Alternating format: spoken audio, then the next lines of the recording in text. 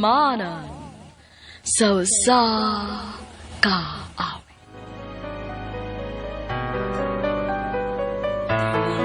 Ako kailangan siya na Maayong adlaw kaninyong tanan nga mga suking tigpaminaw, niining handumanan sa usa ka awit.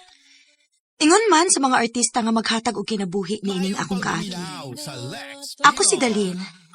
Sa dili pa nako sugdan sa pagsaysay ning akong kaagi, palihog sa pagtugtog sa awit nga naguluhan, siya ba ang dahilan? di na akin.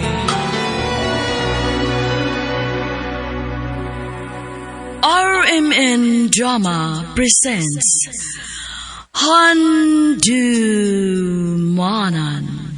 sa kaawit.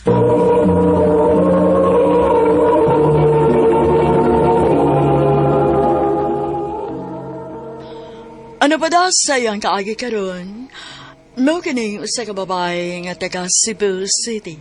Ang atong tampo nagdasangan nga Dalin.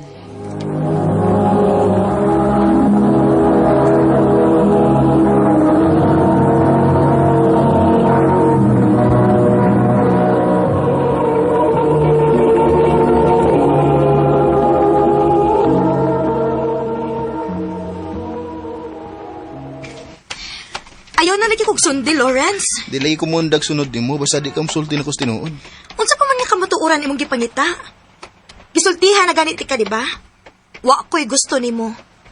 Lisod mo ko din ang sabton? Di ko mo to. Kay nakita na ko sa mga liko nga nakagusto sa ganako. Lawrence. Basta may nagpugong nimo, ha? Ay ko ina nga si Althea na pod ang hinungdan. Kay naminaw kasi mong best friend. Dili man sa ingon, ana. Nahibaw besi ko si makaayo na ako. Og siya may nag-ingon na ako nga pang chicks ko nakaayo ka. Sa una dalagi to. Dili na karon. Dalin, please. Tuhoy isa ko. Lawrence. Please, hatagi sa ko chance. Kausa lang. Please, dalin.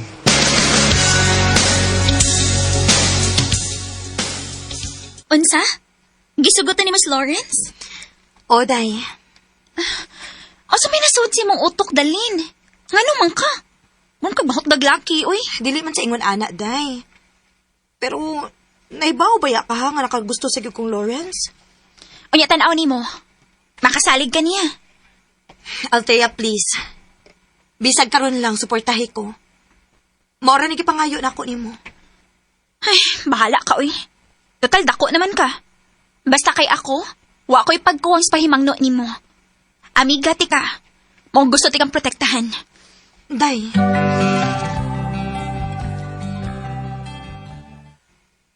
Nak, hatagi in taon mig apo ni mama ni mo eh.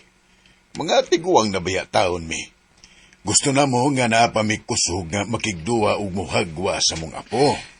Pa, wa pa na sa mong plano ni Lawrence. Busy pa kayo meron sa among mga trabaho, good. Para asa man ang inyong pagtrabaho kung wa pa mo'y pamilya. Nak, sultihan ta ka. Lami sa pamati nga na ay padulngan ng inyong pagpaningkamot. Kay may kaugalingon na mong pamilya.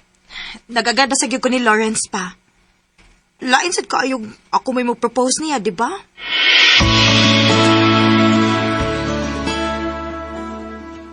Lain gyud. Og usa pa. Ayaw kog ina nga nagplano kang magpakasal ni Lawrence kung mag-propose na siya nimo. Nganong dili? Oh, nabuang na gid ka Dalin kumauna. Time para good, Althea. Unsa gid problema nimo ni Lawrence? Maayo man ang dagan sa among relasyon sukad masukad. Kay wa pa man nimo masakpi. Althea, ako ha. Wara bagay ko manghilabot sa imong love life, ha? Kung dili ka mo undang og panaot ni Lawrence, basi ka to pa nag-amiga mo ay magguba. Dalin.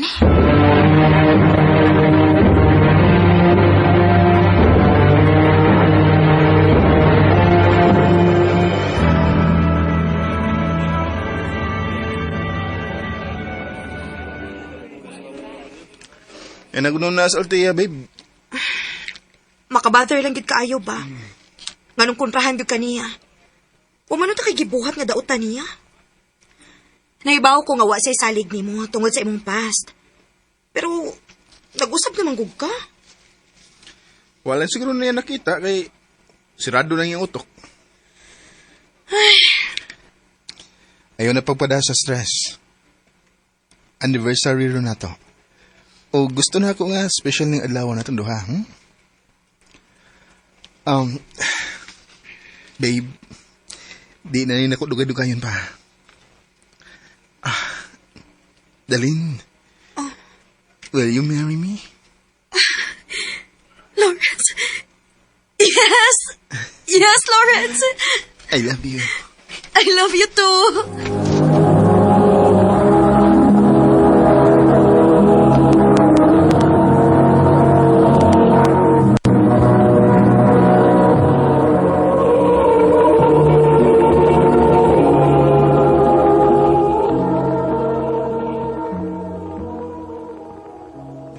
Ay, salamat in taon kay kaslunon na gyud mo nak. Dong, pagbuhat tayo mong apo na mo, ha? Naara yun, tito. Papa, pagpapa na nako kay excited na kay kus kong apo. Pa, magpakasal sa mi ha. Unya na nato istoryahan ang bahin sa apo.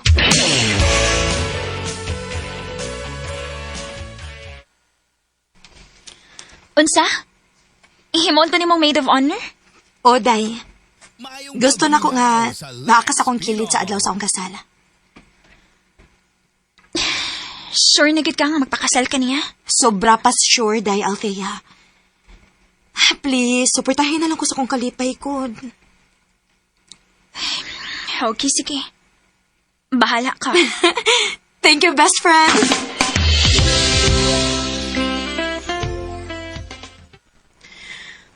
Naglibog na gid ko kung unsay motive sa kasal, day. Ay, talma lang good. Stress ra kaayo ka. Hi, this Lawrence. Ngayon mo ikaramman mo ay nag-prepare ining tanan. Busy sa trabaho, eh. Sige, overtime, kaya aron ko na makalive siya, honeymoon na mo. Mao ka na rason? Naanasad ka. Naniguro lang. Pero sige lang. Wa may aso nga makumkum. Althea.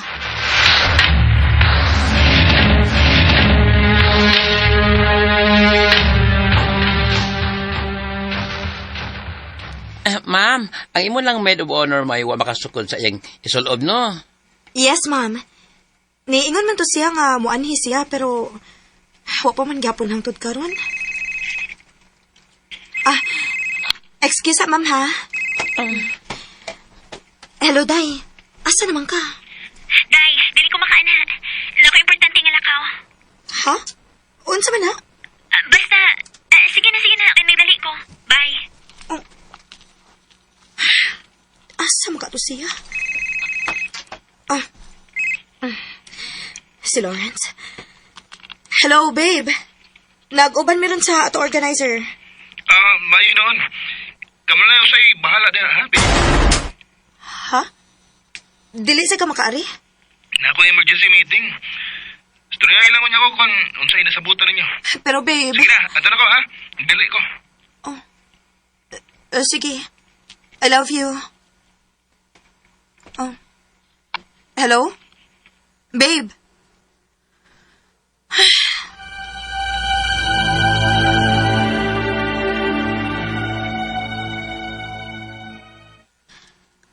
Mura raman kong magpakasal sa akong kagalingon, ani. Murag ako rin interesado sa kasal. Ang organizer. Hello, ma'am? Ma'am, pero laki angay malibawaan. Ha? Unsa man na? Kwan, nagatawag tayo sinabit sa motel. Kung nakita na ko nga, nisod si Lawrence yung motor. O niya, pagkataon-taon, nisod si Althea. Unsa? Asa nga motel, ma'am?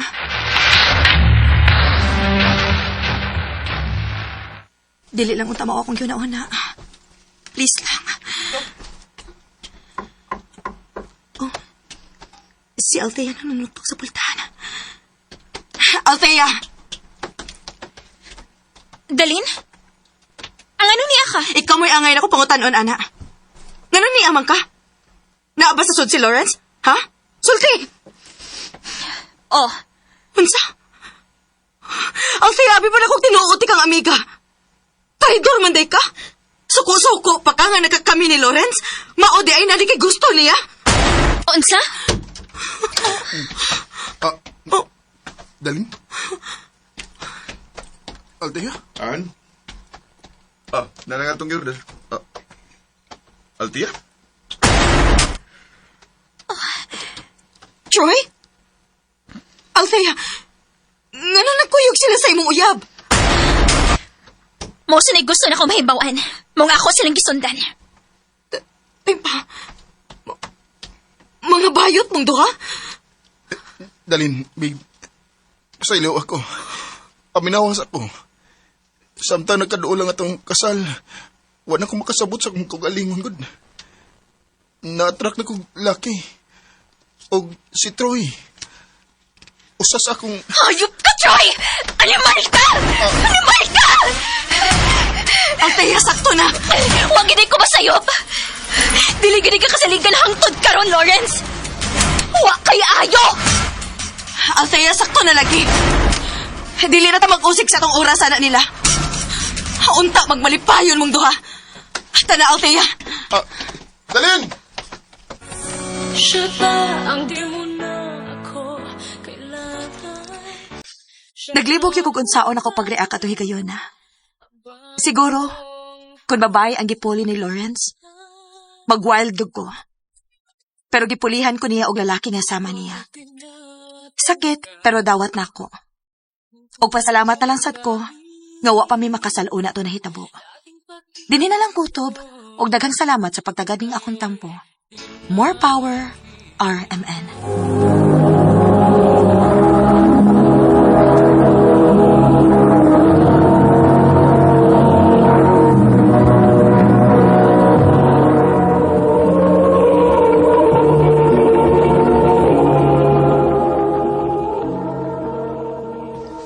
Mao kita mga igalang kaagi ni Dalen nga taga Cebu City. Uban sa awit ngayang gipangayo awit nga nagulahan. Siya ba ang dahilan?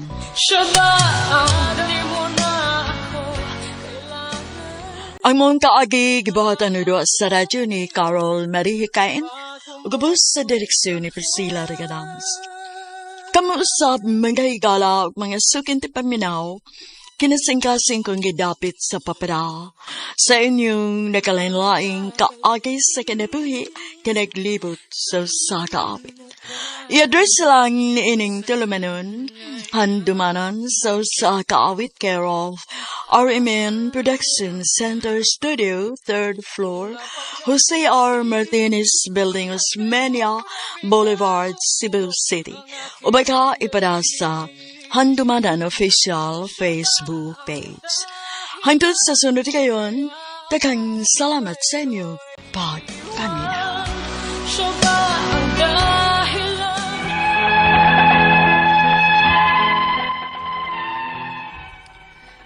Maayong adlaw kaninyong tanan nga nagpaminaw karon, ning tulumanon kini ang akong suliran. Ilabi na kaninyo Dr. Rene Obra ug Attorney Elaine Bathan. Ingon man, sa mga artista nga maghatag og kinabuhi ning akong suwat suliran. Ako si Jasmine, 30 anyos, taga San Roque, Talisay City, Cebu. Punto medikal kining akong suliran. Kabahin kini sa akong gipamati. Kawa na ko masabti kung nganong murag wa siya klaro nga diagnosis. Aron inyong hisabtan, ingon ni inyang mga panghitabo.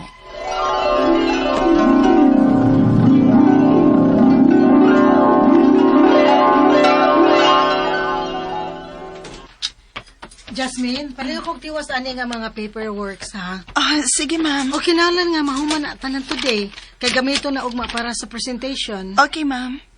Thank you. Overtime na sad ko ani.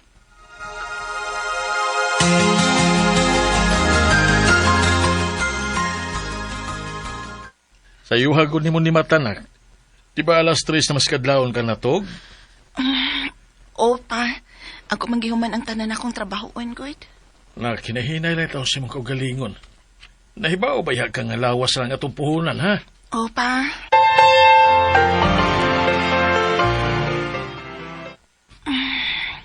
Ang kapugat man sa kong uwi.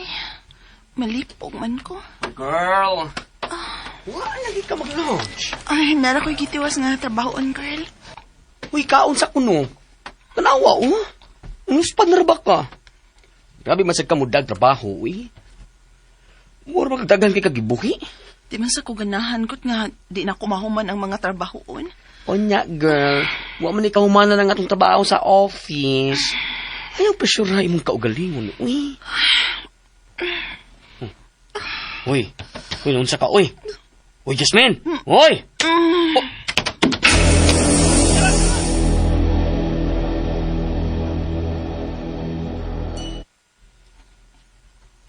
Nak, maayo kay ipapauli kasi inyong supervisor. Para magkapahuway ko ko pa.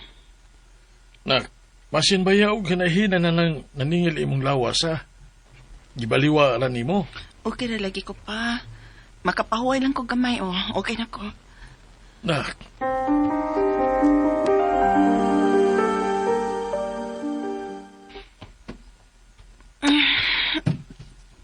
Ay, kasakit sa untiyan.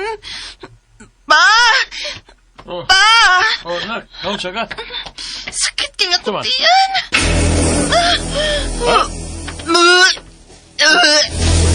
Jasmine! Dili na ni maayo, Jasmine. Dadun natin ka sa ospital.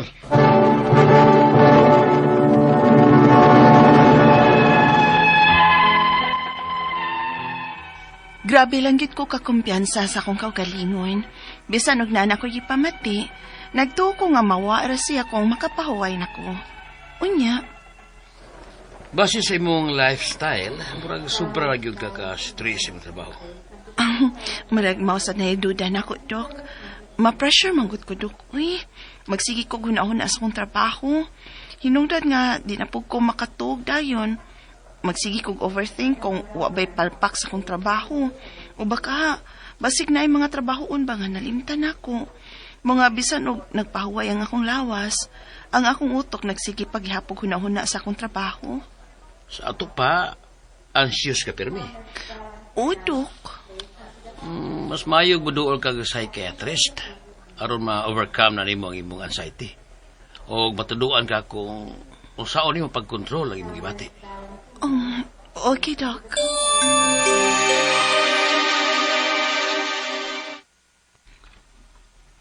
Jasmine, anak.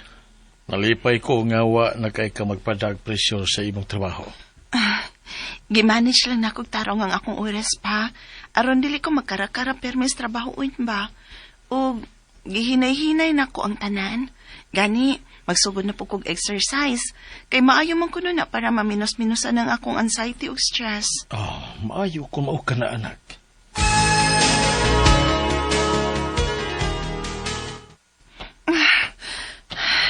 May gani kay nindot kay ang panahon ron. Nagka-checking yut ko. Agay. Agay. Agakuntihan. Tabang. Tabang!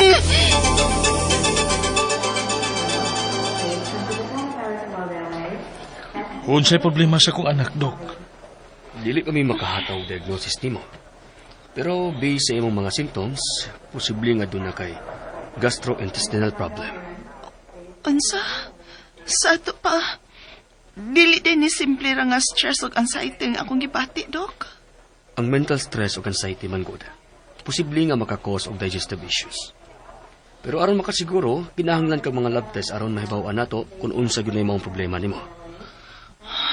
Unsa?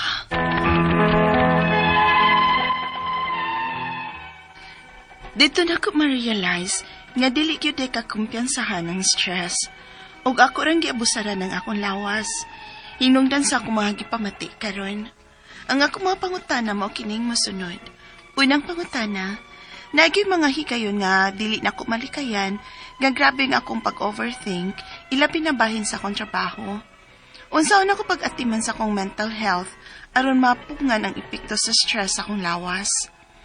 Ikaduhang pangutana, matud sa doktor nga ang stress ug anxiety mo'y posible nga hinungdan sa akong digestive problems.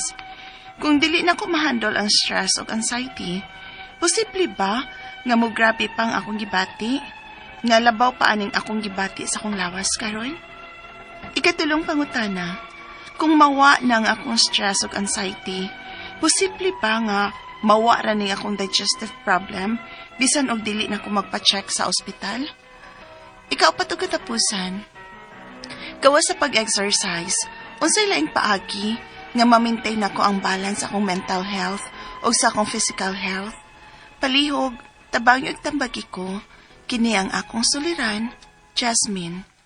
Mayong adlaw mga suking tigpaminaw din sa tong programa kini ang akong suliran. Anya na sa bako si Dr. Rene Obra magiguban kaninyo karong adlaw. Ako motambag sa inyong mga medical problem kay medical doctor man ako, psychological, emotional ug behavioral kay usama nako ka psychiatrist ug mga problema sa mga ginadiling drugas kay usama nako ka drug addiction specialist. Klase-klaseng pamaagi sa pagpadala sa mga sulat-suliran di kanamo. Pwede kanyo ipadala sa among email suliran_612@yahoo.com or sa atong Facebook account kini ang akong suliran official writers page o driba sa pambuatan sa 3rd floor Jose R. Martinez Building Musmunya Boulevard ning Dakbayan sa Sugbo. Ang atong makutlo nga pagtulunan karong adlaw mao kini nga if it makes you happy it's never a waste of time as long as it is legal. Kaya ingon man si Dr. Obra nga basta ma-happy ko wa ko magsayang sa akong oras so git-hit kog siya mo ayaw lang po na something socially ug morally acceptable. So, ang atong magtatampo karong adlaw si Hasmin, 30 years old, taga San Roque, Talisay City. No? Musta naman yung mga Talisay. Musta naman si Gilbert ug si Edie Enriquez ba to? O Espina? Talimutan ko apelyido ninyo. Si Kuan. Yung mga taga Minglanilla dapit, no? Nestor ug Linda Pasaylo. Nining Sabruso, Kunsing Ulasiman, Doktora Ulasiman, musta, Jane Kanyada, Mulin Minsan, Ryan Mirascal, mga Ingasca family, no? Musta naman si Minty, o yung mga si Sarah, Minty, Albert, si pa to, limot na ko, si mga Sanchez family, sa Tubod, Minglanilla, Cebu, si Chini Jane, o si Harley Rene, Edie Espina, o Gilbert Espina, sa Dumlog, Talisay, no? Si Roger Aligarbes ug si Nora Husayan diya sa Talisay. Ako ni mga kauban sa Lions. Kauban ako ni sa Lions. Hinaot nga dili ko ninyo tawgon og honorable kay dili maayo. Murag insulto, murag sarcastic. Ayaw kong tawag honorable. Okay, so going back to our sender si Hasmin. Punto medikal ang problema ni Hasmin.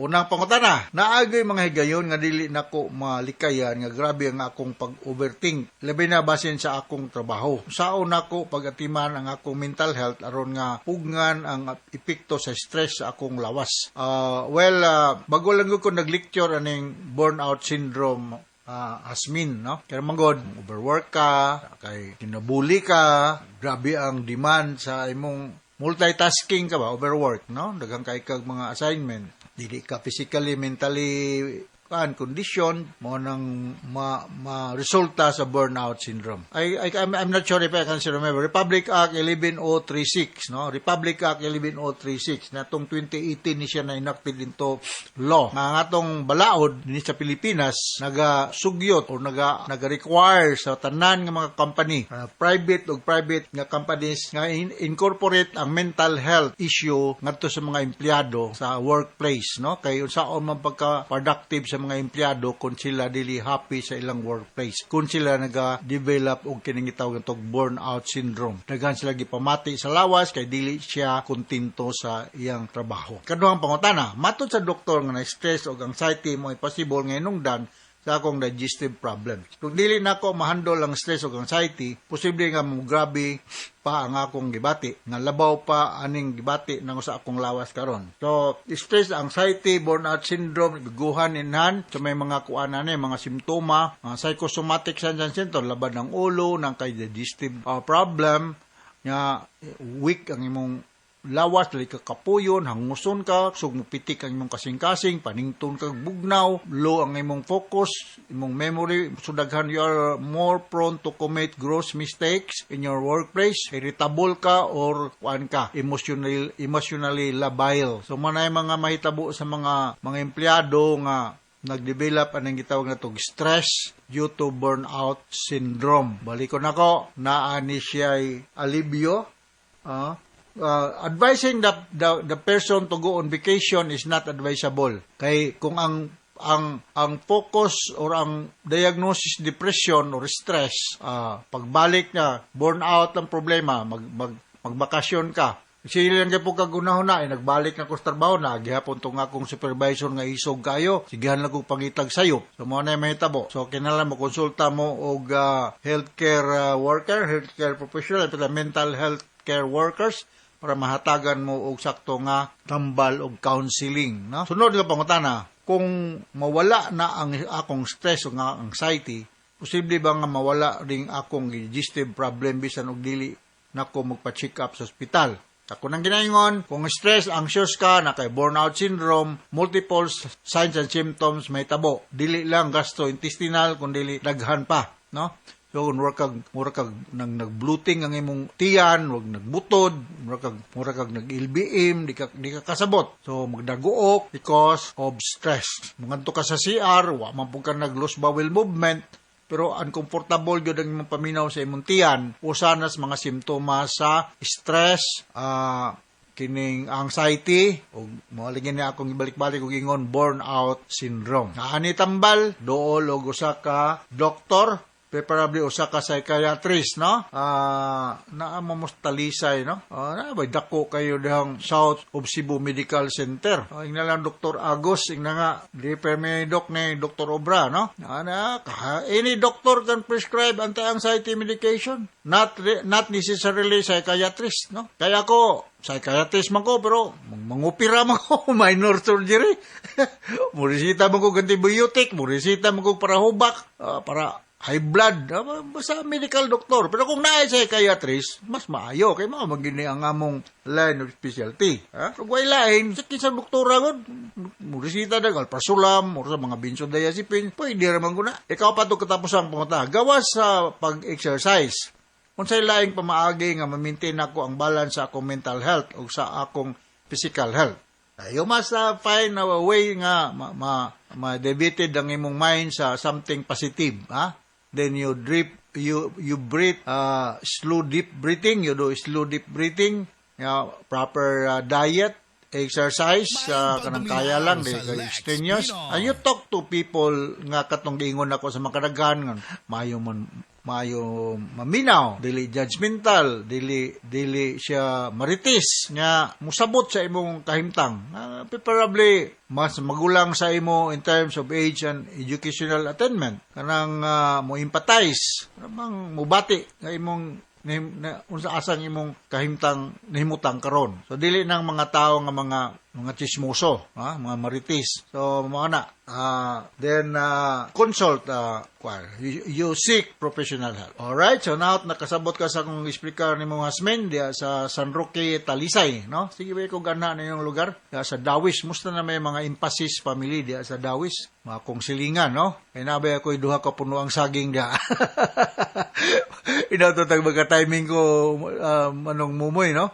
Ang saging dia man ako, makatilaw po ko ng akong saging dia gamay. Alright, so ngadto ni Hasmin, ngadto sa libuan, millions nga naminaw sa itong programa kining akong suliran. Once again, ako si Dr. Rene Obra. Thank you very much sa makanunayong pagpaminaw nyo sa itong mga RMN program with Atty. Eileen Batan sa legal nga mga problema. So from all of us here sa Radio Mindanao Network Production Center, Radio mo nationwide tatak raman. Daghang salamat o maayong